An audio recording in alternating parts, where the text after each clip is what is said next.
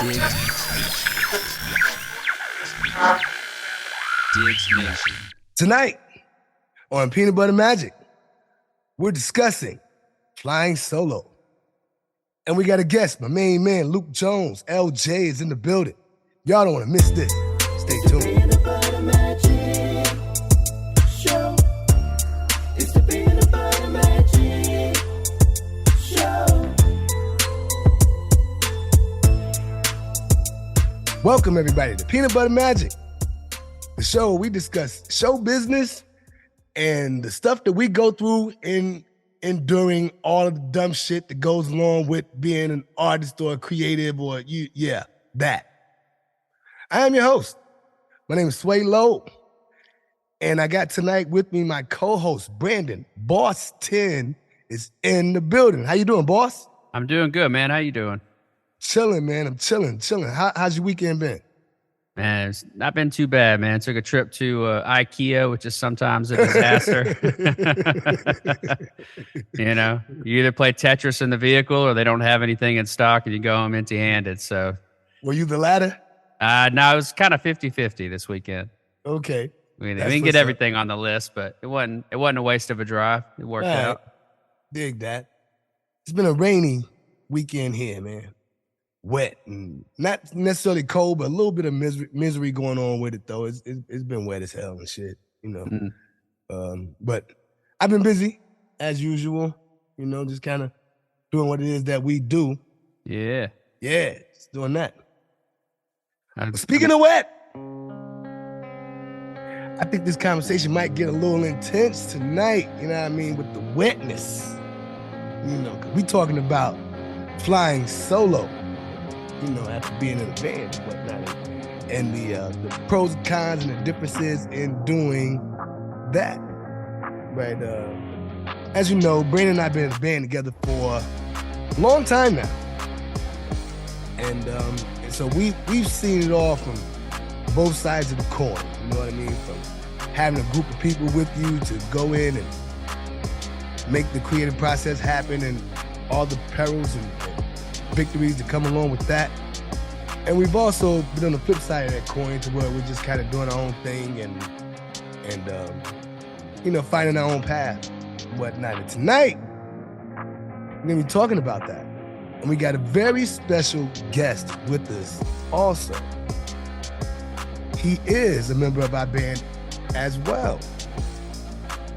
But he's now involved himself in a solo project. So we want to get his insight, his intake, his opinion, his experiences, and going from being in a group to being by himself.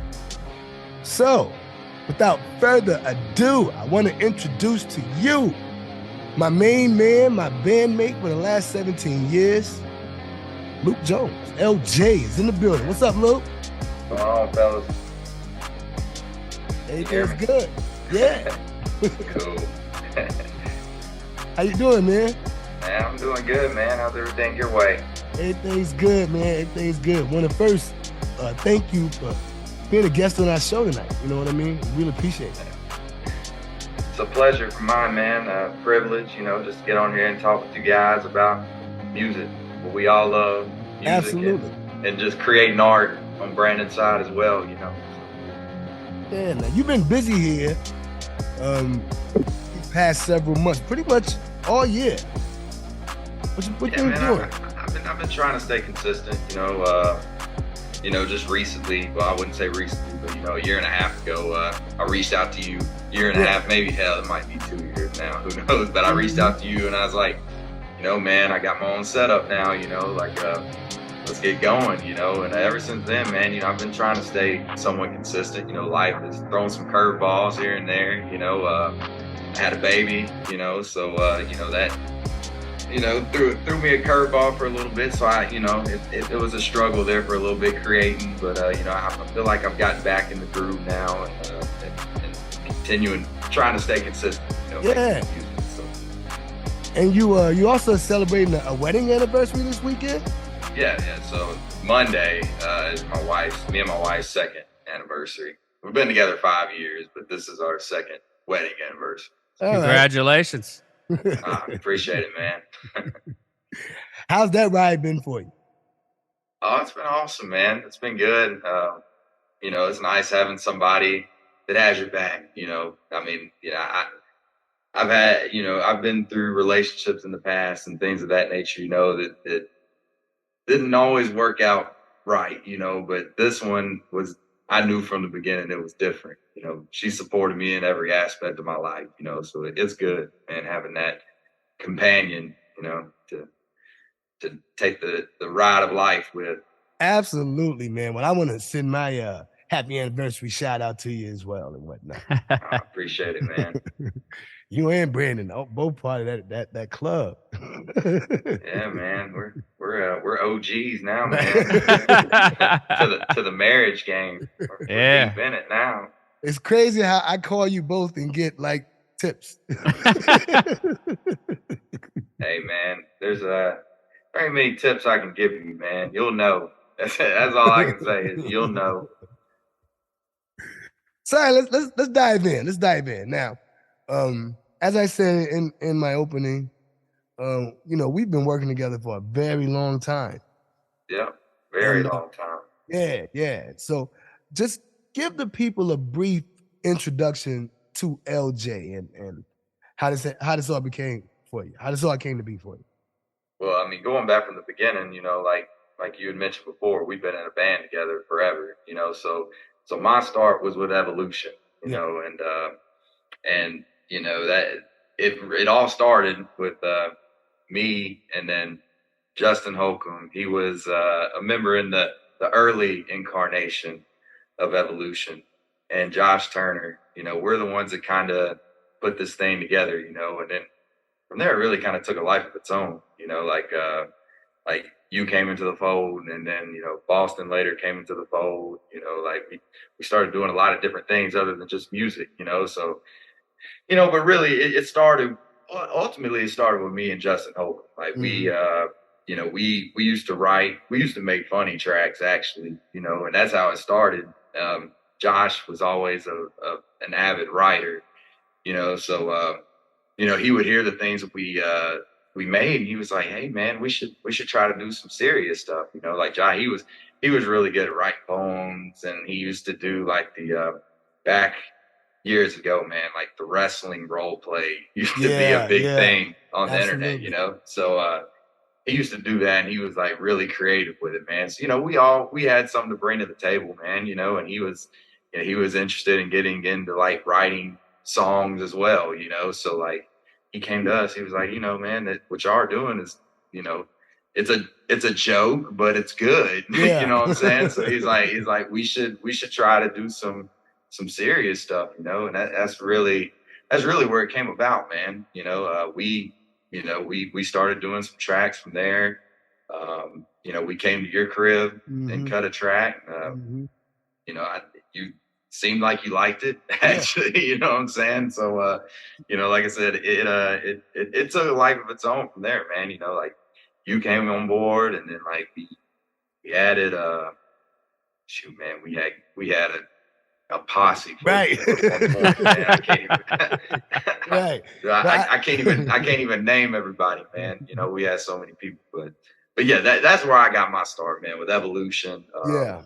I've continued to make music since then, throughout the years. I mean, I haven't been like consistent with it until now, but like I've continued to make music over the course of, like you said, 17 years, man.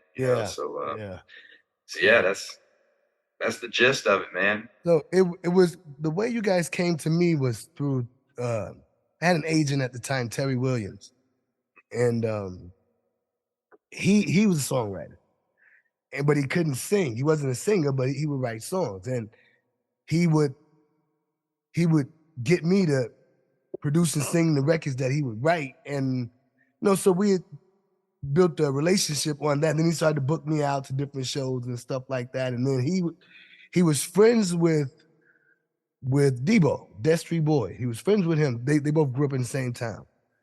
And he called me one day and he was like, "Yo, I got these guys, man, out of Mount Pleasant, and they need a place to record." So I was like, "Okay." that's cool. And at the time, I was working on a solo project. And then you guys came to the house to record. We had booked the session and you guys came over. And like you said, like I was really floored by you guys' performance and what you all brought to the table that day. I forget the record. It was, Y'all about to see. yep, that's what it was. Yep. That's it. I Here comes remember. the drama now. Yep. No. It was the one. Here we come. Kicking in your door. That's Two, right. two. That's right. Yep. That's right. That's right. That's right. But then, That's right. yeah, well, actually, no, you might be right. You might be No. right. No. Because I'm on y'all about to see, and I wasn't on Yeah, that. but yeah, I don't know. Honestly, it was one of those two songs. I can't remember, man. Those were the first two, definitely. But I do remember when you came in. You had a white Mustang, Yep. and you pulled into my driveway, and you got out of the car, and you had on this UT hat. I will never forget. You had a UT hat, like a American Eagle, one of those type of shirts at the time and shit. And you had on some ripped jeans and a pair of Birkenstocks. That's like 2005. Right. Sounds about right. And you walked in, and I was like, "Who in the hell is this guy?" And you said nothing to me, not hello, not kiss my ass, like not I'm the greatest, not nothing. And it just happened to be your time to rap. The timing was like crazy. And you walked in, and at that time I had a closet for a booth. And he just walked into the booth, said his rhyme, and he left. Didn't say goodbye. And he left, didn't stick around. He came and did his job, and he left. And I was always blown away with our first encounter because it was almost like some magic. That you just kind of appeared out of nowhere, did your thing, and you left. It's like that old commercial. Who was that masked man? So, and it was crazy. And I remember Terry was like, "Man, you should do something with it. You should do something with it. You should do something with it." And at the time, I was, like I said, I was doing my own project. And I was like, well, I'm kind of busy. So right now it's not the greatest time. But I knew a lot of guys in the town that, you know, had artists or had studios or access to things of that nature. And I tried to, you know, mention you guys to all of them. And nobody was like, nah, man, nah, we're not fucking with them. Nope, nope. So I was like, all right, then I'll keep them. And that was my attitude. Nobody else wants them, I'll keep them and whatnot. And then 17 years later. Here we are. So pretty much how it went. Yep. Now let's talk about some of those early days, man, when everything was brand new and it started to become like a phenomenon around here. How were you feeling at the time? You were a young cat. What were you, like 17, 18 at the time? Yeah, man. Yeah. Overwhelmed. Right. You know, and we've had this discussion, you know, yeah, man, it was overwhelming, you know, like it, and, you know, you kind of, at the time, I didn't really know how to take it, you know, because things were just really like taking off at the time. And I'm like, you know, I didn't really know where things were going, you know, and it was maybe a little nervousness because I wasn't used to just, you know, like being in front of people like that, Yeah. you know, so and yeah, I don't think we really expected it to like kind of be what it was either. It like you said, it took off. Right. Yeah. I mean, it really, like I said, I mean, it took on a life of its own. Mhm. You know, like you know, obviously people that I was close to knew that I made music and stuff, and some people at school and stuff knew that I made music. But like when we dropped that album, like then like everybody knew, Right. you know, and the whole town knew, and it was just like it was overwhelming, man. If I can describe in one word, overwhelming at that time, you know. Definitely. but yeah, I mean, it was looking back on it now, it was awesome, you know, Yeah. awesome experience. But yeah, definitely took me by surprise, you know. So, Mhm. and I wouldn't say that I was like ready for it at that time, you know. Now, prior to the record dropping, that first album dropping, what were you guys thinking about? Like, what were you imagining in your minds how this thing was gonna go? Like, how did you see it?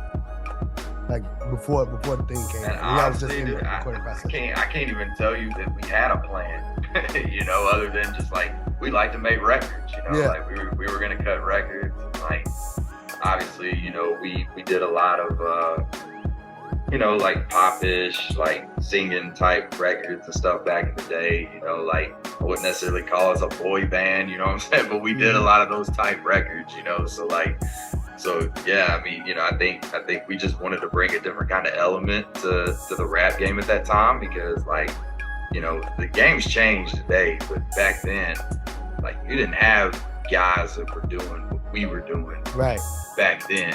right. You know, like I mean, like now you hear a lot of artists like an NF or something like that, you know, that do songs like that we were kind of doing back in like 2006, 2007, you know, Right. like granted he's a lot further along in his abilities than we were at the time, but concepts, you know, like things of that nature, dude, like there's tons of rappers out there today that are doing the type of records we were doing back then, but at that time, like there wasn't a lot of people that was doing that type of stuff, you know, so I mean, I think that's ultimately like, yeah, we were just wanting to make music that was different than what everybody else was doing, you know. And then, like I said, from that, I don't know that we necessarily had a plan about, you know, getting it out there, but you know, then you know, like when you came on board and stuff, and I think that's when we really decided to put together an album. Then it just kind of, you know, like took on a life of its own, man. But y'all had a ton of records by the time I got there. Y'all. And if we had records, we just didn't. We didn't decide like, hey, let's put these together and put an album out, you know, like until later on down the road, probably when you and Charles came aboard, or mainly you. Yeah. I think Charles came aboard, like Charles Stone, he came aboard toward the end of it, probably, you know, like the end of the recording process. Right. You know, but yeah. So. And that was a lot of the attraction for me as well. Is that what I saw was that you guys, you know, before I was a member of the band, that you guys could fill a gap in the marketplace. What y'all were bringing to the table, nobody else was doing. Right. And you were unapologetic about it. And it sounded great, you know? I think that might have been your attraction too, right, Brandon? Oh yeah, man. Evolution was so unique. Like in comparison to everything else that played on the radio, there wasn't anything else like it. Like he said, it wasn't really boy band music, but it was set up to be that way. Yeah. But it had its own sound, man. And I think that's why it took off at the speed that it did, because everyone that heard the music went, well, wait a minute, what is this? Huh. Yeah. You know, and it was great. It was great. And it was marketable, you know, like, Yeah. so Very. like it was, and granted, you know, we had some explicit records on there, like, but for the most part, like it was marketable. Like you could take it anywhere, you know, Yeah. so like older people enjoyed it, younger people enjoyed it, you know, like, so, you know, it worked. Definitely. I totally agree with that. And I think so too, like a lot of it was the fact that you guys were so green that trying anything outrageous was the norm. Yeah. Too. You know what I mean? Because nobody had any real experience in how to approach this thing. So we put together a crazy ass plan and we just ran with it. You know what I mean? Yeah. Now, Yeah. nobody knew what they were doing, but it was like, hey, here's an idea. So, all right, cool, let's go. But it would work most of the time. Yep. And a lot of the ideas I was getting was coming from New York. My old record producer that used to produce me when I lived out there. He came to me and he was like, yo, you could be the mayor. And I believed him. Like, so he would call and he's like, all right, what the guys doing now? So I'd tell him what you guys are doing. He was like, you should get him to try this.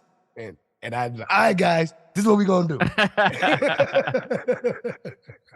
And it worked. Yeah. I felt like we could do no wrong. You know what I mean? Because everything was just working. And the fan base came into play. How do you think we were able to build a fan base off of what it was we were doing at the time? We were young, so most of us were still in school. Yeah. Like we were interacting with people on a day-to-day basis. I mean, everybody knew at school that we were cutting music and stuff, and I think that's a lot of where the fan base came from, man. People knew who I was, people knew who Justin was, people knew who Josh was, and they just got behind it, man. So, for the most part, there were people that didn't, but there wasn't very many of those people. Right. Well, and you also had Josh, who was working at the grocery store, telling every single customer that came through his line, "Hey, just so you know, we got an album that came out last week. You should go check it out." Yeah, definitely. Every customer. That is right. I think if he could have slid a CD in all of the bags when people would checked out. A flyer or something. Yeah. He was relentless, man. He was relentless. He was. So, but do you think that it was easy working in a band setting with all of those different personalities around you during those times? Wouldn't say easy, but we were all friends, like we hung out anyways, So I mean, at that I wouldn't say easy, but I wouldn't have had it any other way, man. Like doing music with my buddies and everything else, man, it made it worth it. It was enjoyable, Absolutely. And that went on for a number of years. And then I remember around 2008, like I know you went to college and Brandon went to college and I went off and did other things, and we kind of went our own way for like maybe a year or maybe year and a half. I didn't see you guys very much. But Brandon and I would talk on the phone every now and again. I would call and check in with him, see how things were going in school, just to make sure he was still alive more than anything, But I knew he was busy, but I wanted to see if he was still engaged, if his mind was still there. Like, what were you thinking about when you were in school, Brandon, when you went off to college? What was going through your mind? I was trying to just take in everything that I could to bring it back home. Yeah. I mean, really. And Luke and I ended up going to the same college. So we would still get all the Evolution guys together on weekends and work. And we'd all have classes Monday through Friday. But then on the weekends, I still remember them coming over to my apartment to work on photo shoots for the album cover, and then we'd go back to Columbia where everybody was so we could shoot the music videos. So my college experience was party and learn how to make Evolution better. That's pretty much what it all boils down to. Right. So you were still cutting records when you were in school, Lou? I mean, I guess here and there, I never really stopped. We had that project, which I guess this was kind of this might have been in between Evolution and then when me and you started recording Code Black. Me and Justin Holcomb, Josh Turner, and then Brian McKinnon, he came along, and we had this group. We were kind of going by Live On, and we cut a lot of records together, and I guess that's probably, some of the stuff we were doing with Brandon at that time, in between the Evolution stuff and that. But, we never really released that. But, then comes along, I don't know if we want to jump into that yet, but, obviously we get into the next phase with another incarnation of Evolution and bring a lot of those songs back to life, so. Again, you're on mute, man. How was it in the moments where the band was shifting and going into another direction? Like you said, there were members of the original band that weren't quite there at the time. How was that transition phase for you? For me, or for just the group as a whole? Well, let's just talk about it. Because I mean, were you gonna say something, Brandon? All the above. All the above. Yeah. Yeah. Because I would say there was some conflict at first. I mean, Mhm. from my perspective, like I was okay with it. I was just kind of like I'm anything goes. Right. Like I'll do whatever you guys want to do. Right. So I'm the easygoing type. Like, hey, if this is what y'all want to do, then let's do it. But there was some conflict there because like there was some parts and songs that Justin used to like to do that now like Brian was taking over. And there was some headbutting there, and everything, and so obviously like I guess shifting out members, trying to find new identities, things like Mhm. that. I mean, there was definitely some conflict there, and it was not an easy transition, but yeah, I mean, as far as like how I felt about it, like I'm very easygoing, man. Like it was to me, it wasn't no different. Like I'm gonna write my parts and I'm gonna deliver either way. Yeah. Y'all figure it out. Like figure out the details. You know what I'm saying? But you let me know what you want me to do, and I'm good with whatever. So, I think that's kind of common though with a lot of bands and groups. The more people you throw into the mix, the more ideas are going to come out, and then you got to pick Right. one, right? So somebody's not going to get their way. I think that Exactly. headbutting is a natural occurrence with a band. Oh, no doubt, man. And especially when especially when you're all vocalists, you're not Right. playing different instruments. Right. Some people think like if normally you would give this part to this guy, and now all of a sudden you're giving this part to this guy, and somebody gets the feelings hurt because like, oh, that would normally be my part, like so that was a lot of the conflict, But I mean, as far as like what I did, I'm just rapping, man. So Right. like Right. like you let me know what you want me to talk about, how you want me to approach this thing. I'm gonna deliver my part, figure out all the other details between yourselves, like I mean Mhm. it was there was definitely some headbutt there, but overall we made it work. Yeah. And I think that was my attitude when I approached the band too. Just whatever's needed at the time, I'll just do it. It wasn't. I didn't care whether I went first or last, how big or how small my part was on the record. Um, I was only on a few records on each of the albums anyway. So if I was set tripping about, what my role, I'd have been mad all the time. Right. But go ahead, boss. Tell me about that Code Black experience, because that was kind of like a curveball. At first, when you guys were talking about doing an album together, I remember thinking like, "Oh, Evolution's going to work on another album. That's awesome." And then when Sway sent me one of the songs, I was like, "Oh wait, this is just the two of them." Yeah. And you guys still featured some of the other artists, but Right. correct me if I'm wrong, but Luke, was that your first project outside of Live On or Evolution where it was just you and then it ended up being you and Sway? Is that right? Oh yeah, definitely. I mean, I think it ultimately started with me coming to Sway with some ideas, and ultimately it became a duo project at that point, But I'm pretty sure like I reached out to Sway and I'm like, Yeah. hey man, like let's Well, make some we haven't tracks, spoken. Like I said, you went to college, so I hadn't Mhm. seen you in a long time. And then I started doing other things. Like I had a television show and a radio show in between that time.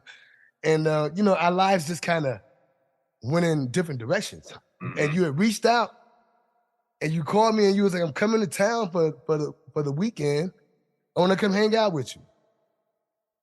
And he came to my house and we just chilled and talked for about 2 or 3 hours. He stayed for a while and we just chopped it up. Didn't even really talk music that first time we met. We're just kind of getting reacquainted. And then like it got to a point to where whenever he would come back home, he'd call me and come see me. And we just hang out and just kind of do that. And then eventually music talk started. And then we cut it. We cut that. Was Code Black the first record we cut? Man, I want to say the game what it needs do. this, man. That's what I meant. The game needs this. Yeah. That's what I meant. The game needs this was the first record we cut. And it was so That record was so dramatic Mhm. at the time. It had plenty of drama. The music was so cinematic, you know, to where it just made you feel something. Mhm. And I remember after we got done with that record, I was like, yeah. To this day, man, I feel like that one was ahead of its time. Yep. Man. Like I go back and listen to like some of the bars I was Yep. spitting on that. I was like, this record is like was ahead of its time, man. Oh yeah. For real. Oh yeah.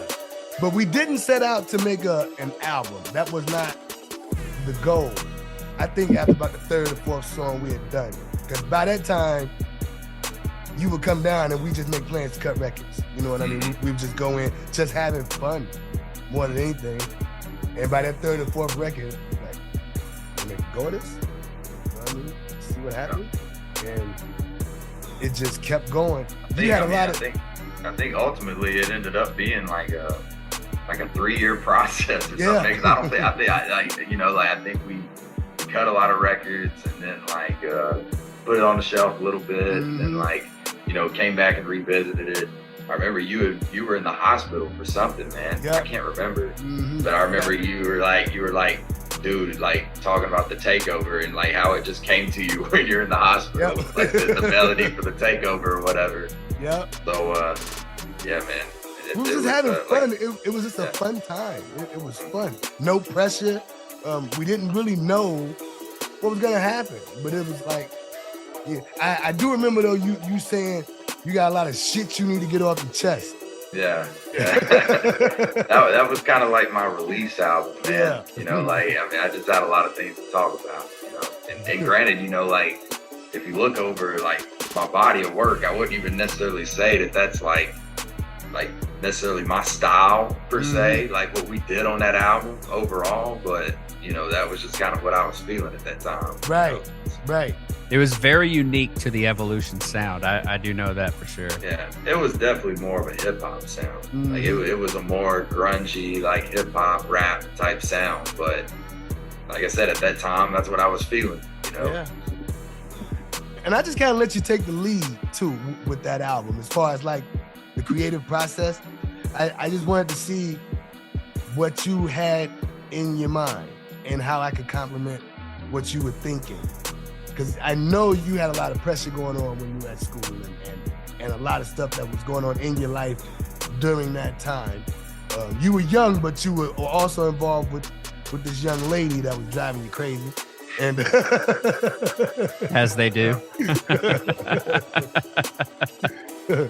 So we talked a lot about that. And at that time, I was just starting to go through my breakup too. So we trauma bonded in that way. So what led to the solo project? Because I'm gonna tell you, when Sway called me and said, "Yo, Luke got his own studio," I went, "What?" Yeah. So I was blown away and happily surprised. But like, what led to that? What are the steps? Because when Evolution ended, like that was it.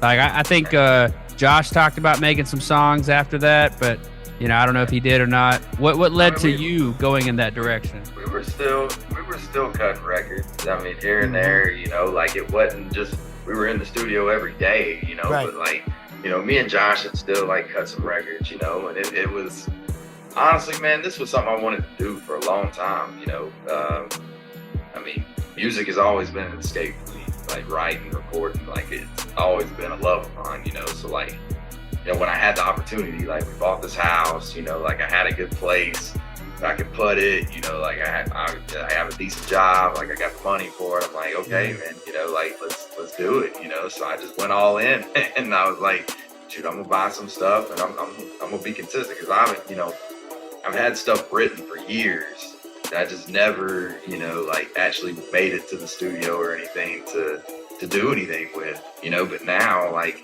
that I have my own setup, it's like as soon as I jot something down, you know, like, you know, when I get some alone time, like I'm on there, like trying something out, you know, like, so I was really able to bring like a lot of those songs and stuff that I had previously to life, you know, like now that I have my own setup. So yeah, it's been awesome, man. You know. Do you remember the day that you bought your first piece of equipment and what was going through your mind and shit? What was your first piece of equipment that you bought? I bought it all together, man. Oh, what? I bought the mic, I bought the headphones, I bought the interface, I bought the doll, dude, I bought it all on the same day, man. Like, I mean, I knew like I was going all in from that moment, you know. So yeah, man. How long did you research? How long did you research? A little bit, man. I mean, my buddy Jeremy Capps, like he's in a group called Roundtable, and yeah, and we're you know, we're like always in touch, whatever. Like ultimately, I'm like an honorary member of Roundtable, and they're like an honorary member of what we're doing, you know, like but yeah, he was really like, you know, I went to his house to cut a track, and like he had just gotten it set up or whatever, and I was like, man, this sounds great, you know, like his setup sounded great. So, you know, I picked his mind a little bit about like what his setup was, you know, and then I went and did a little bit of research and, you know, looked at reviews and everything, and then just kind of, you know, came up with what I wanted to buy and then pulled the trigger on it, man. You know, but yeah, I mean, as far as like what I was thinking, I mean, it's not like, you know, it wasn't like, you know, I regretted spending this money. I mean, it was a good bit of money, you know, but like in my mind, it was like, I've been knowing that I'm going to do this for a long time. So it was nothing.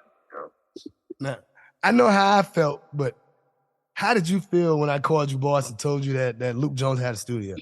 I'm telling you, man, like it was just like a happy surprise because like Luke has a sound that's even unique to the Evolution sound. Right. And when the last album came out, the last conversation I had was that like Josh was going to go work on some stuff and I didn't know about anything else. Yeah. And I hadn't heard anything else. And then to just find out that we got Luke coming back to the music scene and he's going to be making the songs at home was like, what? Right. Get it. You know what I mean? And then to hear the sound that's come out of that at-home studio is so unique too. And I can tell, like you said, you've just been trying stuff. Like I can tell that that's what you've been doing. And that excites me to see all the things that you're doing, you know? It was, I mean, these were things obviously that I always wanted to try, but it's like, you know, when you're paying to go to a studio and everything, you're on like a time restraint. It's like, you know, you're comfortable in what you do. You know, like, and I wasn't necessarily like, oh, I'm gonna go in there and try to sing this harmony when I know that let's be honest, I'm not the greatest singer, but if I step on this mic in here, you know, like I can do it about 20 times. I do it about 20 times to make it sound good, you know? So like, so yeah, you know, it just gives me the ability to try things I normally wouldn't have tried that I've always wanted to, you know, but I would have never done it if I didn't pull you know, like and buy my own stuff, you know. Right. Well, I know I've stayed busy since I met you guys, and before Luke had texted me because he sent me a text message, and I hadn't heard from him in a while prior to that, and then just out the blue one afternoon, he sent me a text. I got a studio now with a picture, and I was like, holy shit. And I was all in at that moment, all in.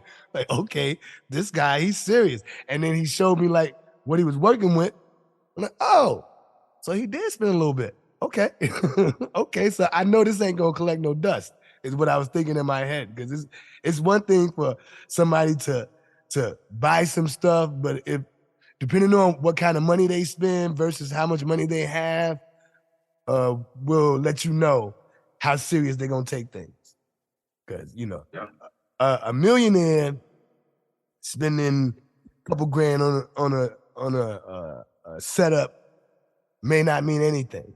But, you know, a thousandaire spend a couple grand, you know, we gonna put that shit to work. No doubt, man. What's that learning curve been like for you? Because taking over the responsibilities of producing your songs now, like that's an entirely new animal. So how's that affected your music creating process? Oh yeah, man. And granted, Sway's been there to help me. Absolutely. You know, like he does a lot of like the mixing and mastering and stuff like that. But you know, as far as like the engineering process, like I'm gonna be honest with you, man. I have not watched many videos. I just went in there and I just went in there and played with it, you know, and just, you know, kind of learn how to put things together myself. You know, Mhm. like I researched some things here and there about like, you know, what people put on their vocals and things of that nature, you know, Mhm. but and just to kind of, you know, like throw some stuff on there so I can get an idea of what it's gonna sound like, you know. Right. But yeah, I really haven't done a whole lot of research, man. I just got in there and played around, you know. So, but it's been fun, man. It's been fun. Like, Yeah. you know, like and I'm still learning new stuff every day, you know, Mhm. and I trying to pick the brains of other people that do it as well, you know, like see what they do and you know. So, like I said, it's still a learning experience, yeah, I tell people you can run Microsoft Word, you can run a studio program. no The doubt. Yeah, the rules are pretty much the same. You know what I mean? Just the bare bones rules of it all. You know, you got file, edit, save, I mean, import, if you're export. if you're in, I mean, if you're savvy, software savvy, you Right. know, just to a certain extent, you can pick it up and learn, man. Oh yeah. It's not anything too complex. You know, Mhm. I mean, I've been playing around on computers my whole life, you know, so you know, like most software, you know, I can dabble in, I can figure it out to a certain extent. You know, it may be the very bare bones entry level. Like I may not be a master by any means, but you know, like most software I can pick up and learn how to use. Yeah. Cause you went to college for that shit, right? Not specifically that, Uh-huh. but like I went to school for computer information systems. It's Gotcha. like it's more like a business degree, but you know, integrated with obviously, you know, my day to day I'm working on a computer, you know, Right. so like I work for a third party logistics company, but I do, like, speaking of which, you know, like I am support for their software. You know, Mhm. it's a WMS software, you know, so like to a certain extent, you know, like I'm troubleshooting and doing things within this piece of software every day, you know. So Yep. Main thing is knowing how to get things in and get things out. right, You know right. what I mean? Once you figure that out, man, the rest will kind of fall into your lap as you Uh, go. exactly. Yeah.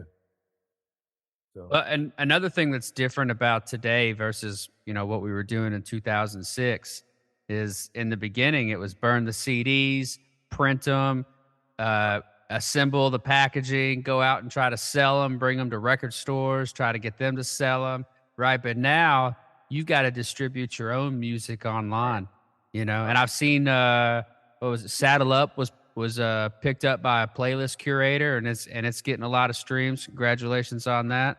I Um, appreciate it, man. how's that process been for you doing? I mean, because you're doing everything now, right? I mean, you've Right. always written, now you're recording, right? Yeah, You know, sway, mix, and master, get all that stuff going. But now you're distributing, you're spreading the word, you're yeah, talking to all the customers at the store, even yeah, though you don't work there yeah. anymore. How's that been for you? It's definitely a transition, you know, and to go back to kind of say what I did about evolution before, it can be overwhelming. Like yeah. social media these days, you know, the amount of attention that you have to put into like social media and everything else to let people know that like you're dropping music out here, you know, like to be able to like, you know, a chance that you're picked up by Facebook algorithm and Instagram's algorithm and TikTok's algorithm. Like you gotta post like so regularly, which I'm still like learning, you know what I'm saying? Like I like Mhm. to keep myself on task. Like, okay, you gotta remember to post something, you know, like just to keep it consistent. But yeah, man, I mean, there's just so much that goes into it other than just making music. But I wouldn't say it's a bad thing. Like as you mentioned before you had to print up CDs, you had Yeah. to pass out flyers, you had to go door to door and tell people, "Hey, I'm a rapper," you know what I'm saying, or stand on the street corner and hand out your mixtape. You know, like you ain't got to do that no more. You know, it's all at your fingertips now. You know, and for specifically people like me that are, you know, a little bit older, we got families, like, you know, it's not just convenient to just hop up and go downtown Nashville and pass out CDs or even to, you know, like perform shows all the time, you know, like, you know, booking shows like every weekend and stuff like that. It's just not as convenient like Mhm. now for where I'm at in life, you know, as it might have been back in my early 20s, you know. So, I mean, I think to me, I think it's better.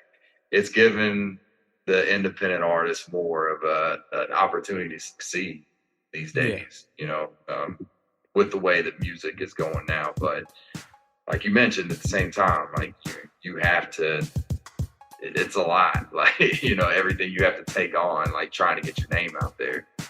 Now, do you think it's easier with the methods that you use today versus yesteryear, or harder?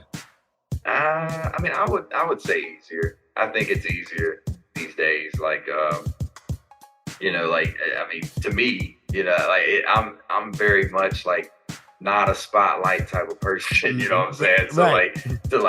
having to go to people all the time and be like, hey, listen to my music, or pass out demos and stuff like that. I think this way, posting online, posting on social media, like I think it's easier. I think it's better. I think a lot of people would probably agree that it's easier now. At the same time, it's kind of saturated the market a little bit. Yeah. So I don't know that it's necessarily easier to make it to radio status and things of that nature. But I think it's made it easier for everybody to make some money. Yeah. Yeah. And these days, they say, even radio people say that radio is no longer about breaking artists. It's about enhancing the artist experience. Like, radio is not the place to go to get your record broken. Right. You know what I mean? Well, I mean, I don't think radio is definitely. I'm not gonna say people don't listen to radio. They still do. Mm-hmm. But I mean, I would like to see the numbers on the people that listen to radio these days versus the people that listened to radio 15 years ago, because if I had to guess, I bet it's probably along the lines of a 40 to 50% decline, I mean, there's, let's be honest, most people these days are getting their music from Spotify or Apple Music or YouTube, or, like most people, that's where they're getting their music from. Like, they're not turning on the radio and listening to the radio, especially like most newer vehicles have Bluetooth. You can Bluetooth your phone to your vehicle and listen to your Spotify playlist or whatever. I can't tell you, other than just listening to a ball game, I can't tell you the last time I turned on the radio, to listen to music. Right. Well, and that's because we can't listen to artists like you on the radio, right? Because with the radio, you got to have a label that'll pay to play. Right. Well, whereas also, go ahead. That's it. Like we can't hear these independent artists, and a lot of times the independent music is better than what's played on the radio 1,000 times a day. Right. Mm-hmm. Well, and they very much there's obviously a specific sound that they market these days on the radio and stuff. And if you don't have that sound, then they ain't playing you, So yeah, I'm like you, man. Like, a lot of the guys that I like to listen to, they ain't, these guys spit bars and stuff, and they ain't playing that on the radio, So a lot of the guys I listen to, I discovered on the internet, on Spotify, because they popped up on my release radar on Spotify or something like that, or if I'm just listening to like a particular artist radio or something, and then they come on, that's how I discover most of the people that I listen to these days. But, I'm still like, I'm a big country music fan too. So I still do listen, and my wife, she's a country music fan. So like, I'm in tune with a lot of who's, I guess, relevant in the country game, but yeah, I mean, I can hardly even tell you who's relevant in like the pop game and even really hip hop to a certain extent. Like, I've heard a lot of these people, but I couldn't tell you a song, unless somebody maybe said, oh, well, they sing this song. Right. That's like, me. Okay. Oh, okay. Yeah. Yeah. That's me too. That is me. I don't be knowing. Yeah. But yeah, like I said, I think that's how most people get their music these days. Mm-hmm. Now, when Evolution first came on the scene, MySpace was really, really big. Mm-hmm. Talk about the differences between like promoting the records on MySpace back in 2006 versus the way you promote your records now, and how the internet and social media has changed. If I remember correctly, like on MySpace, you could actually upload your music on MySpace. Right. You could have your own page, dedicated to your music. Mm-hmm. Obviously, Facebook is just more like you know, you can't upload music. Well, I guess they do distribute it to Facebook now, but you have to use it in reels and things of Yeah. that nature, or you got to try to get other people engaged with your music so they will use it in reels and stuff like that. Um, Overall, man, I think today, the way that things are set up today, I think things are set up for you to succeed. I think it's easier for people to succeed these days than it was back then because, social media was in the beginning stages back then. It Mm-hmm. wasn't as intuitive as it is now. I wouldn't even say that people were using the internet to market their stuff as much back then. Like I don't think MySpace specifically, I think we were all on there like posting about our personal lives and stuff. We Right. weren't really like on there promoting like, music, So Yeah. it's totally different, man. The approach we took back in the day with Evolution, like it wasn't through like MySpace and stuff. We were going And we're to in the you, streets. yeah, you'd be, like, let's go here and ask if they'll sponsor us, Mhm. or let's go to the mall and see if they'll put our name on a Yep. billboard, like Yep. things like that, like Yep. that's how we were approaching it back then. But Yep. these days it's totally different. There's not even malls that exist these days Right. to really like, to sell an album Yep. or to, get them to promote your name on a billboard out there, but Mhm. yeah, it's just totally different, man. It's different world. 15 years, it's 17 years now. Yeah. World has changed so much, man. And those marketing strategies that we used back in the day, they helped us out a lot. You know what I mean? Oh And yeah, it helped to have the city behind as a whole. Like you said, there were a few people that weren't so happy with us, but right. more than not, the city was pretty pleased with us, and they pretty much did everything they could on their end to make sure that we had some winning formulas there, Yeah, like felt that. like it. I mean, like for instance, like the Cherry Theater. Yeah. I don't think they were just letting any rapper come in there and No. perform at the Cherry Theater. Yeah. Like so. And for free. Yeah. So I mean, there was definitely, and that goes back to what I said about marketability. Right. Like I feel like our stuff was marketable. I feel like we had a marketable look. Mhm. Like we didn't look like, yeah, I mean, we didn't look the part like a rat. We had a good, clean look. We were Right. marketable. Like, that's what I feel like. That's why a lot of people got behind us. They wanted to see us succeed. So, Mhm. Yep. Yep. Do you miss having those resources now? man, I still got them resources. Dude, I mean, just because I'm a solo artist doesn't mean that or are you talking about like actually, going to a charity, or are you talking Yeah, about yeah, people pleasing? yeah, those types of people that just trusted us blindly to let us pretty much have the key to whatever we wanted. I mean, yeah, to a certain extent, because I feel like they really helped us get our name out there to the town when we were doing something. And Mhm. it's a little bit harder now not having that. I mean, people don't even, for instance, we were in the Daily Herald quite a bit, but people Right. don't even read the Right, newspaper right, right. anymore. You know what I mean? So Don't even so matter. like it put the town on notice, I think, of what we were doing.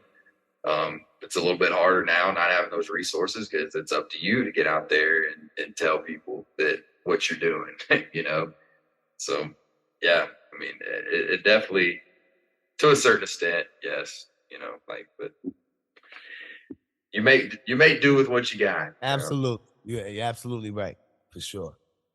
So talk about some of your strategies today. What kind of strategies do you use to get your name out? Um, I mean, so this social media stuff, man, that's mainly like, me, like I bounced ideas off you mhm. and things. Actually, a lot of the ideas come, like there's several times I've come to you and say like, hey, I got this, well, why don't you try this? Why don't you Right. try this? So yeah, man, I mean, my strategy is just to be as consistent as possible, like posting on social media, because these days, like if you make it a point to post every day, like the algorithm will start picking you up, putting you in front of more people, Yep. things of that nature. I've definitely used some of the paid promotion too, you know, and it works, you know, and that'll continue to be an avenue that I go, you know. Now, which one do you like best? Because everybody has their preference. Which as one far do as you the prefer? as The far as the paid social promotion. media platform, Uh-huh. yeah, I mean, I feel like TikToks works the best. Like I just the other day, I think I put $50 into a promotion, a video that I did. Dude, I picked up like almost 200 followers from that. Right. You know, like so and got like tons of plays, man. I would say like probably 8 to 10,000 plays off of it. Like so, you know, I feel like it's the best from the ones that I've used, you know, but they're all good. You know, like it depends on, you know, how much you put into it, but they're all good. Now, have you done any paid promotions, Brandon? Only with Evolution stuff. I haven't. But I that haven't was a done while any- ago. That was a while ago. I haven't done anything recently. Now, what was your experience when you did that? Man, I don't know. It's probably been almost 10 years. Yeah, This was it's like been a in the while. beginning of social media where anybody could buy advertising. But in the beginning, I was like, nah, this ain't real. Yeah. You know, because we'd get all these likes and I'd click on the profile and all there would be was a profile picture. Like they just looked like bots before the term bots was like, you know, commonly used. And so I was like, this ain't real. You still run into that quite a bit these days if you're not careful. You know, like there's a ton of like services out there that'll tell you like, we'll give you this many likes or this many followers, or you know, the guarantee that you get this many plays, you know, and that definitely still happens. You know, like 'cause I've used some stuff and it's definitely like not legit views and legit plays, you know, and like if you do that like a lot, like platforms like Spotify and stuff will ding you, like they'll even take your stuff off of there, you know, if they see you like racking up a whole bunch of fake plays and things like that, you know, the algorithm will pick that up and they'll boot your stuff off of there, you know. So you definitely got to be careful. But if you're using the paid promotion services like within the social media platforms, you know, obviously like Facebook has their own, Instagram has their own, TikTok has their own.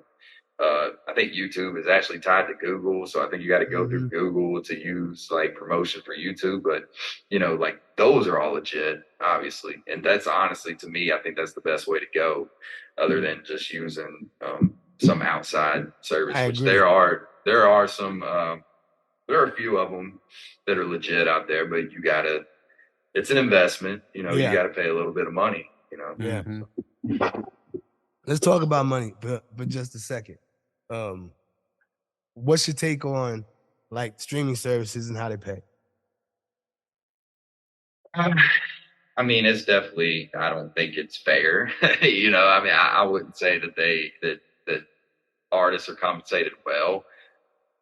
And that's saying that, and that's speaking specifically for like people that are more established artists and stuff. For somebody like me, you know, like I'm just trying to get my name out there. Right. So, you know, I'm not necessarily worried about the dollar sign on what the stream and tell, you know, or, you know, what comes along with getting a stream, the amount of money that's on it.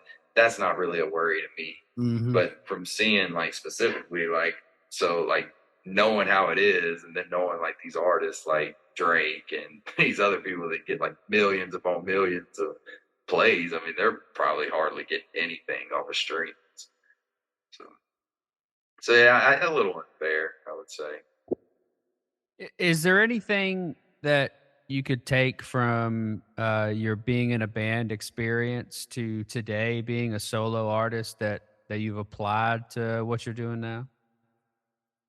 Yeah, honestly, I mean, I think I applied quite a bit of what I learned in a band to what I am today. You know, I mean, a lot of, you know, you got to think like Sway was a part of our band, so obviously there's a lot of elements that I learned from him. Like, I mean, even watch him like engineer some sessions in the past, you know, or seeing like how he does like his vocals and things. Like, obviously I'm no Swaylo, you know, but like just to see how he does things, like, you know, like that helps. And then like obviously like, you know, everybody, like my writing abilities, like Josh was an avid writer. Like I would say like watching his craft, you know, I brought to my, you know, to the table for myself, like when I write now.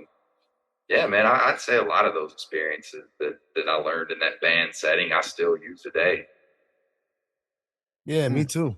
Me too. It's almost like sometimes depending on what kind of records I'm making, almost have you guys like in my mind when I'm doing the records and shit. You know what I mean? Like you know, you have that picture of, okay, how would the band do it? How would I do it in that setting? And can it work? You know, in a solo setting. Yeah, yeah. Like I said, I mean, that experience today made me what I am today. So if we're speaking like from that instance, like I bring it every time I record a song. You know, I'm bringing with the band. You know, like what I learned from the band. I'm sure it's also a little bit of a struggle because when it was a band, we started talking about money a second ago. When it's a band, you know, if there's costs involved, a lot of times that cost gets divided up. But when you're riding solo, it's coming out of your wallet and your wallet only. Yeah. How's that been?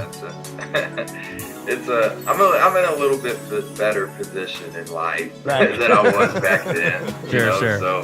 So it you know but to a certain extent, yes. You know, like it's harder when you're not splitting the money 3, 4, 5 ways or whatever. But you know, I've definitely been blessed with you know, like where I'm at with my career and everything else. So you know, like it's not breaking me. You know, so you know, but it would be nice to have some people to split it with, and I still do too. So like if I'm cutting a record with somebody, for instance, like we were talking about Saddle Up, like you know, shouts out to my buddy Justin Haley, like he's been there every step of the way, and like he's promoting that joint like it's his own record, you know, like so he's all in on like, you know, like giving me a little bit of money to promote the, you know, to do this promotion and things like that, you know, so yeah, it definitely helps, man. But yeah, man, I mean, you know, ultimately I would say the creative freedom that I've had, you know, I'll eat the costs just to be able to do. Just to be able to do what I've been. Absolutely, that's what I was thinking. The fact that you ain't got to run it through 5 other people before you spend that money. You know what I mean? If it's something that you want to do, you just pull the trigger. So that's one of the pros of it too. You know what I mean? You ain't got to go through a board of directors and shit. Right. and depending on like, you know, the people that you're working with and stuff like that, you know, like back in the day, like it'd always be a struggle if somebody was pulling their weight and doing enough, you know, like compared to what this person's doing and everything. So, you know, man, like I said, eat the cost. You know, I've enjoyed every bit of what I've done here lately. So that's awesome. Yeah. Now I gotta ask. You want to ask him something, boy? No, go for it. Gotta ask, man. What do you prefer? Band or solo? Solo. Word? But with that being said, I still like having a team of people that I can call and bounce ideas off of. You know, and I would say that's what I have now. You know, like I mean, I may be doing stuff solo, but we're still a band. I may call, you know, I may call you and bounce some ideas off you. I may call Busto and bounce some ideas off him. I may call Jeremy and bounce some ideas off him. You know, like I have people that I can still, like B-Mac, I still like bounce ideas off him. You know, like I mean, or at least if I, you know, record a song, I might send it to him, see what he thinks about it, you know, because I know a lot of times he's going to give me honest feedback, you know, so yeah, man, I mean, you know, I would say I still have that, you know, but it's just not, you know, obviously there's not somebody there to co-write every song or nothing, but, you know, still having a support system and people to like bounce ideas off of, you know, like I would say that I still have that, you know, so I definitely prefer what I've been doing here lately as opposed to, you know, what ultimately became of the Evolution band, you know, like, but I mean, I loved every bit of Evolution, you know, but, you know, in the end, like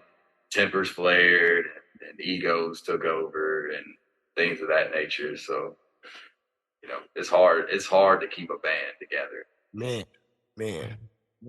we've managed to do it though. I look at us, we're kind of like New Edition in my head and shit. Where you got Bobby Brown and Johnny Gill and Belle Biv DeVoe and Ralph Tresvant, and then they come together and do what they do as New Edition, and then they go off and do their own thing. And I look at it kind of like that in a sense. You know what I mean? To where if we need to get together like Voltron, we will.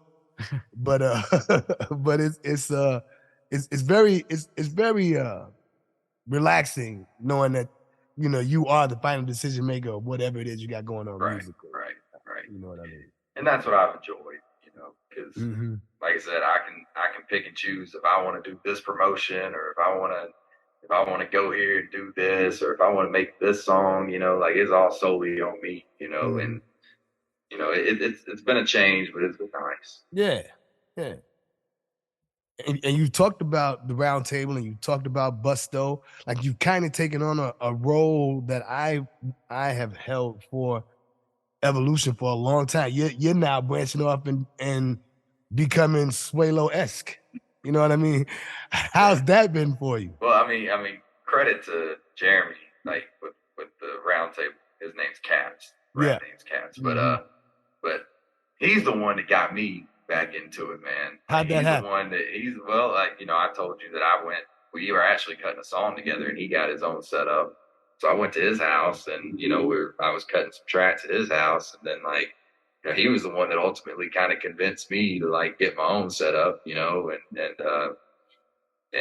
he was the one that kind of got me back into it. Like he asked me to get on a song or whatever. So he's the one that kind of got me back consistent. So yeah. I wouldn't necessarily say I'm a mentor to him. You know what I'm saying? Like if anything, at that time he was more to me. But yeah, we definitely have that relationship. Where I can bounce ideas off of him and things of that nature, and Patty as well. Like that, he's the other member of the round table. Yeah, man. I mean, we have a working relationship. I would say I'm more probably Swalo to Busto. Right.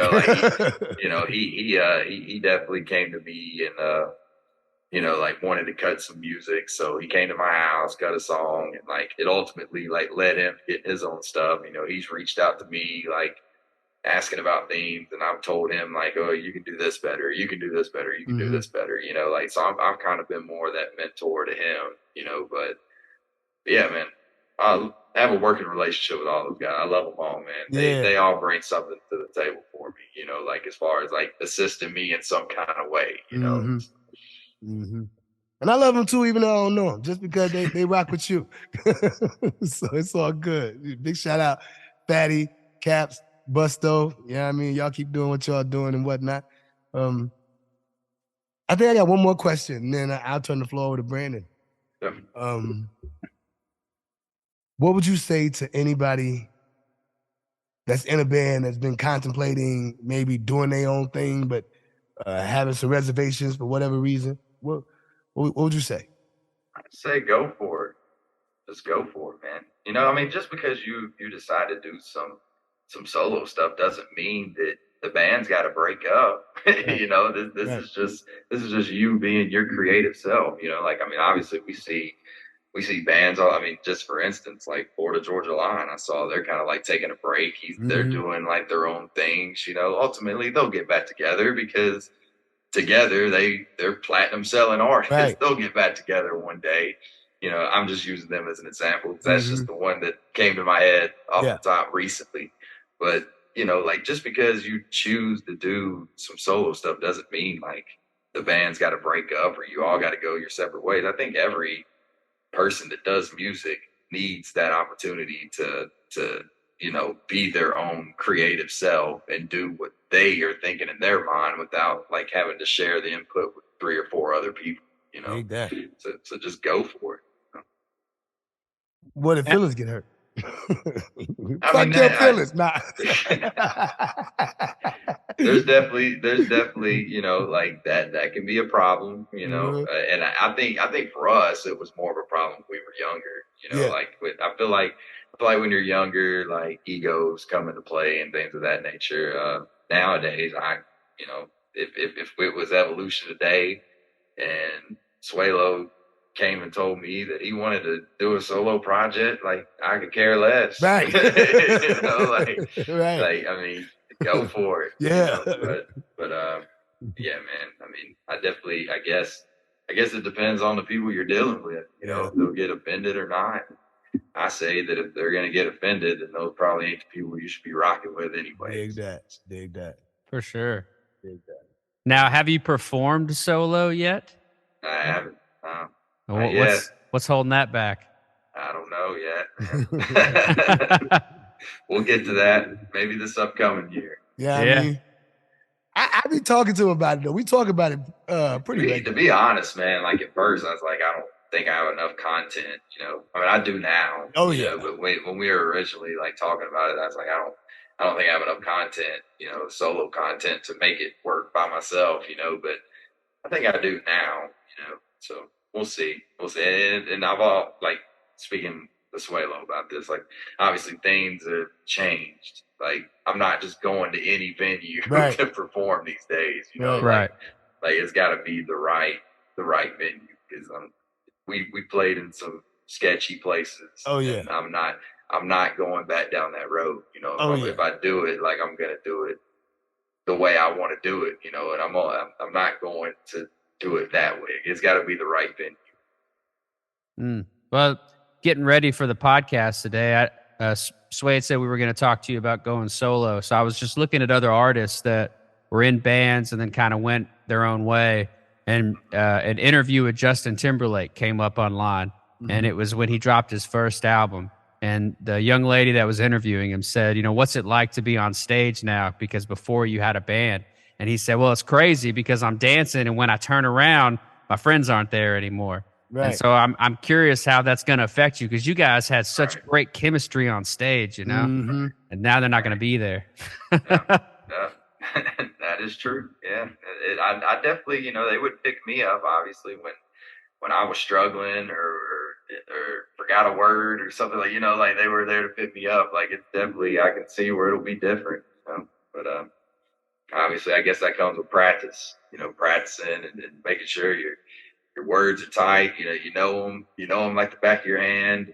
You know, like I haven't had the experience yet to know, you know, but we'll see. We're going to have to put a show together so we can get that experience going. That's what I was about to say. I was like, 2023 is only like a few weeks away. Oh, yeah. So, you know, yeah. We talk about it quite a bit though, boss. I ain't even going to lie to you. Well, we used to. Not here recently. We've just been trying to really just build a better mousetrap more than anything. But back when Luke did the album, you know, we would talk about whether or not shows were good. And when you were recording that, we were in the middle of the pandemic and stuff like that. So shows weren't really even an option at that time. Yeah. Yeah, it's just now, I mean, live music's just now getting back to being, you know, I think back to a point to maybe kind of where it was pre-2020, you know. So what's the future of Luke Jones look like? What do you got planned coming up next year besides performing live? I actually, here in a few weeks, I'm gonna drop another song. What? It's with B-Mac. Like, we got a song together called "Live Your Life." Okay. So I'm gonna put that out here in a couple weeks. I'm sure I'll have something in December too. I'm just trying to, you know, every month I'm gonna drop a single every month, you know, just to keep it consistent, you know. Yeah. But yeah, I mean, as far as 2023 is concerned, I don't specifically have, you know, something specific to promote right now. But like, me and Sway's been working on a couple records. Like, he produced.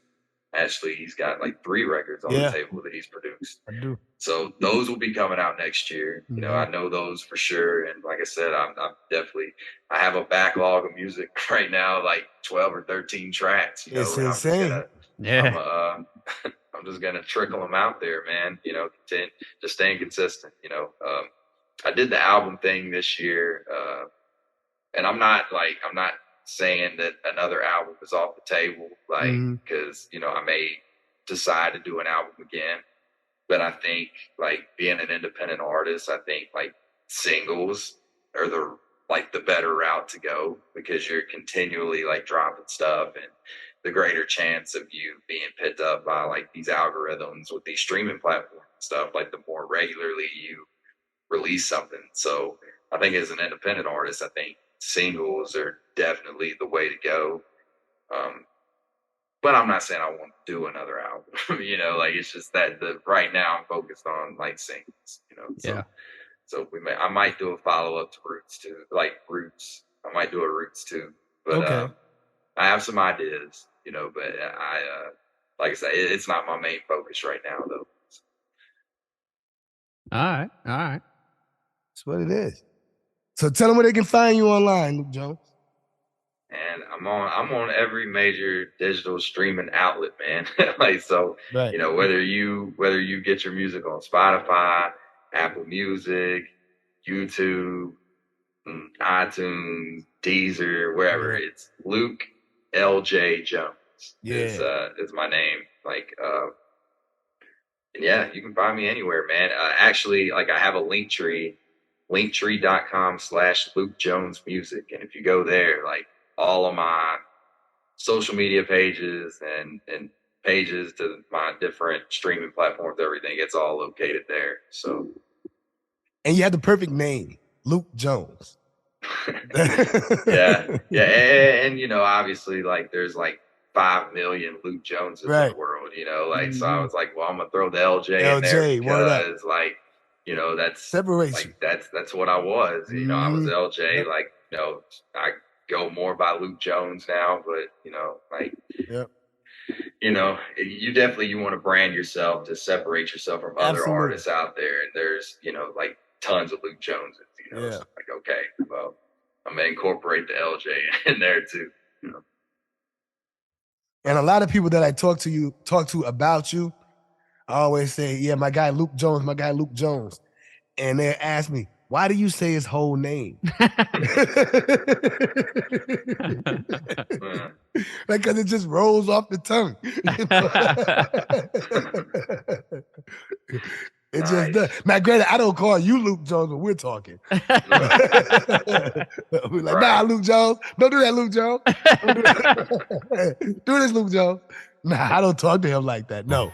But whenever I'm talking about him to someone, I'm like, Luke Jones. And even if I've spoken about you to them 100 times, I still call you Luke Jones. And they be like, why do you say his whole name? I'm like, because it's dope. So, you know, it's all good.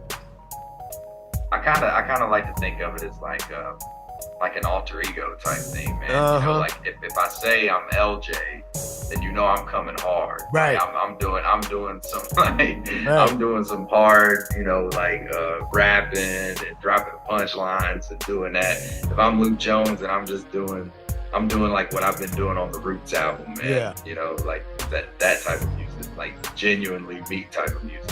You know? I love it. Well, I want to thank you, Luke, for making this happen with us today, man. This was a great interview, man. Great interview. Yeah, man. Awesome. Yeah. Thank you guys for having me on. Let's do it again. Yeah, for sure. You know what I mean? Any final words from you, boss? Man, just that I'm excited that we'll say his name, Luke Jones, is back in the studio. The album came out, music's coming out, more is on the way. I'm excited about it, man. I really am. Me too. You know what I mean? Let's keep working and keep this thing going. Thanks again, Luke. And there you have it, folks. We just talked about going from being in a group to doing it by yourself. As you can see, both sides of the coin, they have a lot of pros and cons. If you're not comfortable in a solo setting, you know, I would say the group thing is for you, you know. And even though, you know, myself and Brandon and Luke, we're all kind of doing separate things, we're still all in it together for the greater good. You know what I mean? So just because we're talking to Luke about being a solo artist doesn't mean that he's doing this thing by himself.